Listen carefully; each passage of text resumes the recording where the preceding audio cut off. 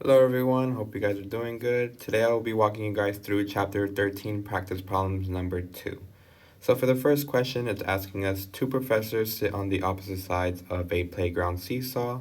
If Jackson weighing at 155 newtons is 1.2 meters from the seesaw axis of rotation, and Swanson weighing at 124 newtons is at 1.4 meters from the axis of rotation, what are the torques created by Jackson and Swanson, and which of end of the seesaw will drop? So first thing first, we always want to identify what the question is asking us and then what the question gives us. So the question is asking us two simple things. It's asking us what are the torques created by Jackson and Swanson. So we have to find both torques for both individuals. And at the end, once we do that, we can go ahead and determine which end of the seesaw will drop. So like I mentioned, first things first, let's go ahead and just start off with what's given.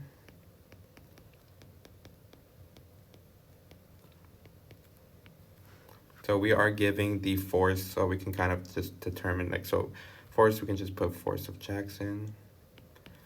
That is equivalent to 855 newtons. And then the distance from the axis of rotation for Jackson is 1.2 meters. And then also it's given the force of Swanson. So for this one, it's given at 824 newtons. And then the distance from the axis of rotation for Swanson is 1.4 meters. Obviously, we know to find the formula for torque. The formula for torque is equal to force times perpendicular distance. So in this case here, we just go ahead and plug in our values to each one. So for torque for Jackson, we're going to get 855 newtons times 1.2 meters. And then we just simply go ahead and multiply that. Once we multiply that, 855 newtons times 1.2 would give us a value of 1,026 Newton meters. So that is how to solve for Jackson, and then you just go ahead and do the exact same thing for Professor Swanson. So in this case here, we just go ahead and plug in his individual values. So the force for him would be 824 newtons, and then the distance is different at 1.4 meters. So once we multiply 824 newtons times 1.4 meters, we would get an answer of 11,5300.6 Newton meters.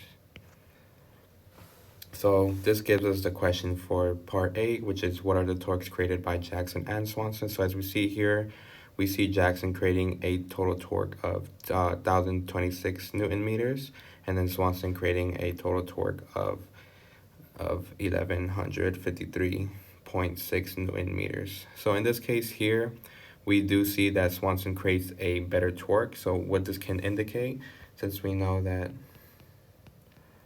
like I mentioned, Swanson has a greater torque from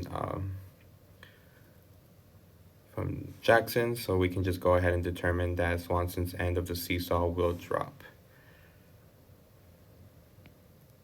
Go ahead and just write this down for you guys.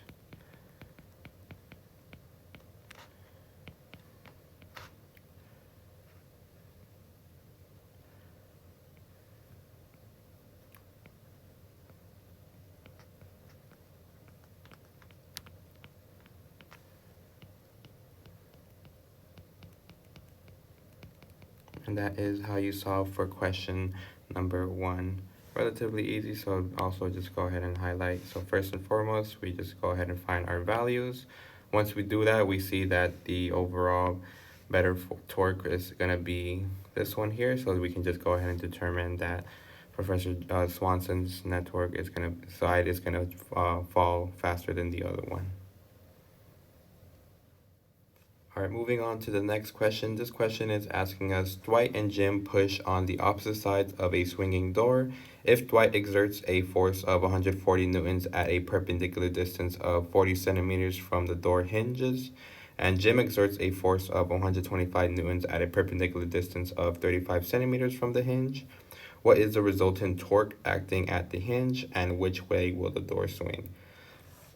So in this case here, it's kind of almost the same concept as the first question. The only difference is, since we are having forces acting upon each other, this is where we would have one individual be in the positive and then one individual being in the negative. So like I mentioned, the first thing we want to do is always just determine what the question is asking and then what is also given. So in this case here, it's asking us, what is the resultant torque acting at the hinge? And then on top of that, once we figure that out, we can go ahead and determine which way will the door swing. So let's start off with what's known. In this case here, we know what's known is Dwight's force, so we can go ahead and just write this down. So force for Dwight would be equivalent to 140 newtons. And then we also know the perpendicular distance from the door hinges. Now for this one, just be slightly a little bit careful, because remember, we can't be having centimeters in our formula. It has to be in meters. So in this case here, 40 centimeters, we would just go ahead and simply convert that to meters. So this would just give us the distance for Dwight being at 0.4 meters instead of 40 centimeters. Same thing, we just go ahead and convert. Another thing that is also given is Jim's force. So in this case here, it's given at 125 newtons. And then the perpendicular distance from the door hinge for Jim would be equivalent to 35 centimeters, or in meters would just simply be 0.35 meters. So same thing like I mentioned from the top, to find torque, it's just torque is equal to force times the perpendicular distance. So let's go ahead and write this down. So with same thing, we just go ahead and plug in our values here. So torque for Dwight would be 140 newtons times 0.4 meters. Once we multiply these two, 140 newtons times 1.4 meters, we will get a torque for Dwight at 56 Newton meters. Same process for Jim. Let's just go ahead and plug in our values. That's what's given. So force for Jim would be equivalent to 125 newtons. And then the perpendicular distance from the door hinge would be equivalent to 35 centimeters, or also, like we mentioned, we have to be in meters, so it'd be 0.35 meters. Once we multiply the 125 newtons times the 1.35 meters, that would get us a torque for Jim at negative 43.75. Also sorry, I apologize. I also forgot to mention that we want to have our newtons in the negative here, since we have to note that the negative force is on Jim, since it's pushing against the opposite direction of Dwight. So just go ahead and just note that, since we are having opposite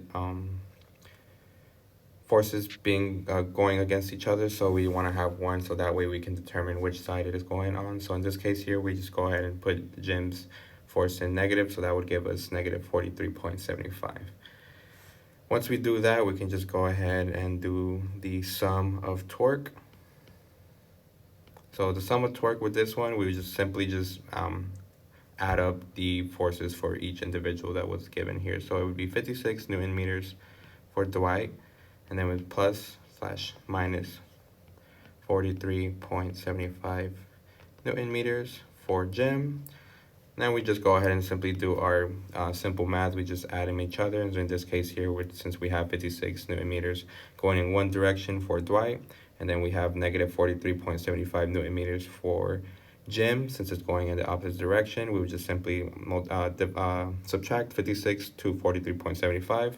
Once we do that, we see that we get 12.25 Newton meters. And then since it is in the positive direction, we know, since we have Dwight in the positive, it would be in the direction of Dwight.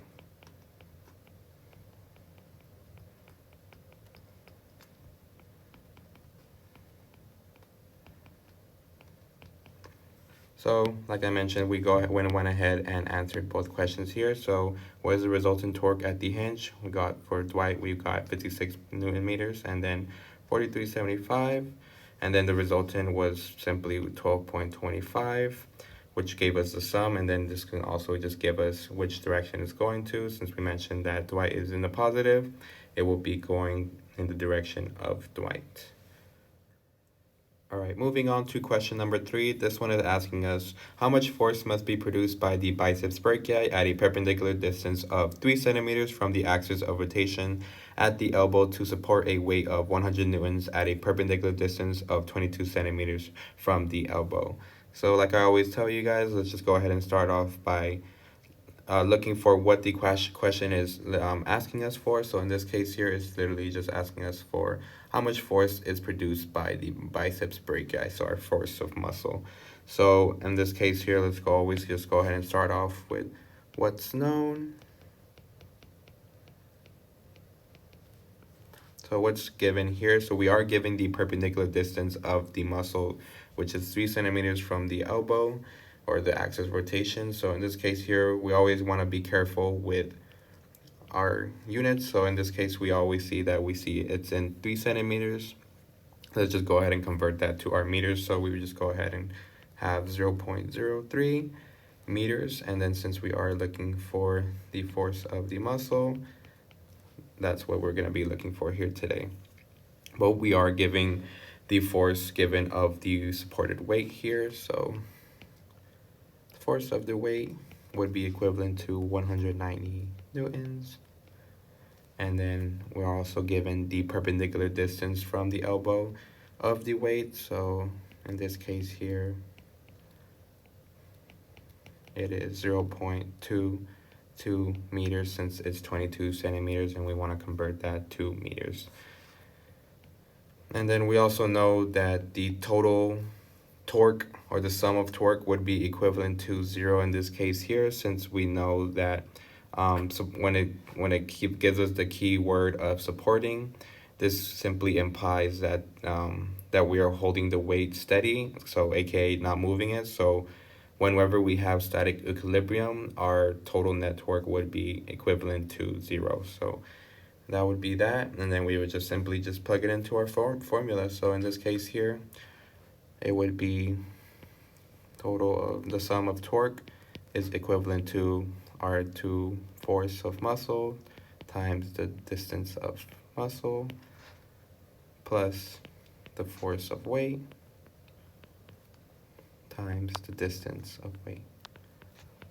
So let's just go ahead and plug this into our formula. So we know it's 0, and then the force of muscle is what we're going to be looking for today, so that would be blank, but we are giving the distance from the elbow, so this one would be 0.03 meters plus the force of weight, which is 190 newtons, times the distance of weight, which is 0.22 meters. So let's just go ahead and do our order of operations. So PEMDAS, we start with our parentheses. So let's go ahead and break this down. So it would still be 0, and this would be, if we want to just keep that here, so it would just be, we'll break it up, F of M times 0.03 meters plus 190 newtons times 0.22 would give us a value of 41.8 Newton meters. Another thing I also forgot to mention here is that since we know it's this one, the force of the weight the force of the weight has to be at negative, since we know it is going in the opposite direction. So in this case here, we just want to note that and just keep that in mind, that this would be a negative value. So once we multiply that, this would give us negative 41.8.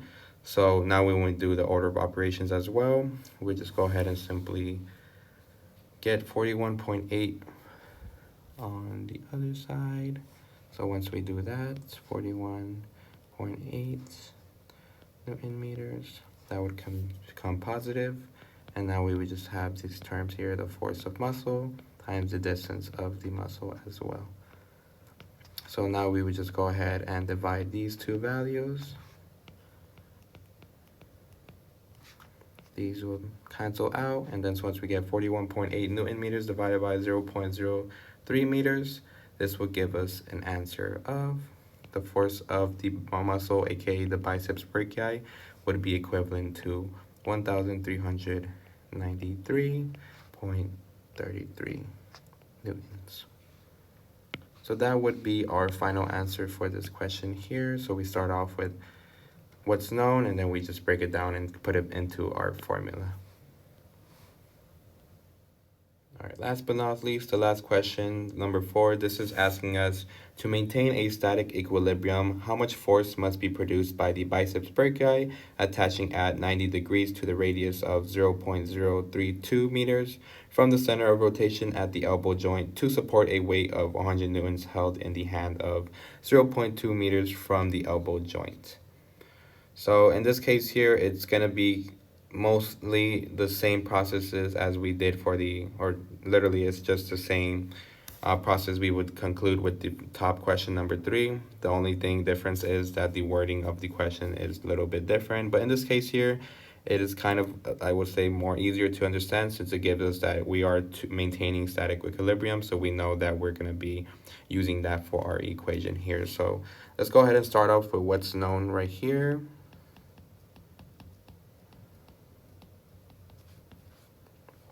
So what's given in this case here, so in the same thing, we're going to be looking for the force produced by the biceps brachii or the muscle. But we are giving the distance of the muscle. So in this case here, it would just be distance of muscle would be equivalent to 0.03 meters. In this case here, it's already given in meters, so we don't have to convert anything, so it just makes our lives easier.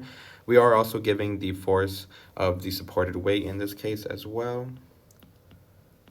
So the force of this one would be 100 newtons, or we can always just put it already as negative 100 newtons since we know it's a supporting weight and it's going in the opposite direction as well. The distance for the weight would be equivalent to 0.27 meters. And then, like always, we know that the sum of torque must be equivalent to 0. Since we are looking at static equilibrium, this means that there's no movement whatsoever. So that's what it means by that. Now we would just go ahead and plug this into our formula. So it'll be the sum of torque equals to the force of the muscle times the perpendicular distance of the muscle plus the force of weight times the distance of the weight.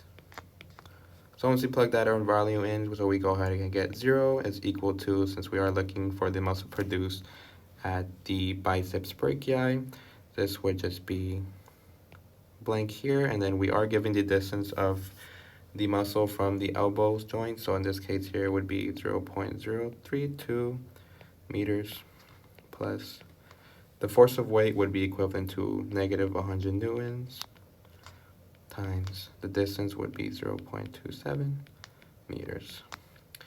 Now we just go ahead and simply do our order of operations. So we just go ahead and start off with our parentheses. So it'd be 0 is equal to force of meters times 0.032 meters. I always like to just break these two parts up with the first parentheses just because for visual-wise, it makes it seem more easier. So if you keep it like in the whole parentheses, it'll just seem more difficult, but it's just kind of literally the exact same thing. So we just go ahead and do that. So negative 100 newtons times 0.27 meters would give us an answer of negative 27 Newton meters. Once we do that, same thing, over operations, we want to get this by itself, so we would just go ahead and add these to both sides. Once we do that, these will cancel out, and this would give us 27 Newton meters is equals to force of muscle, or the biceps brachii, times the perpendicular distance of it. So once we have that, we just go ahead and do our order of operations as well. Since we want to get for the force of the biceps brachii by itself, we'll go ahead and divide this, the meters, the distance, to both sides.